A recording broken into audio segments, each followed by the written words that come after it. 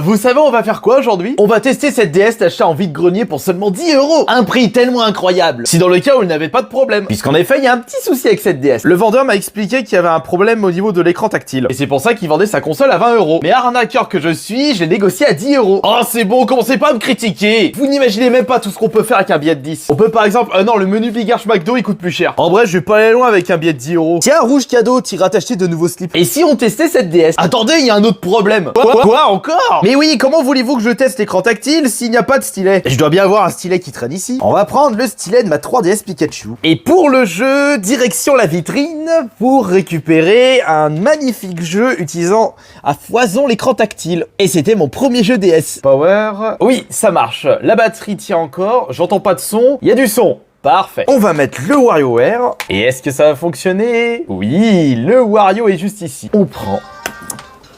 On prend le stylet et c'est parti.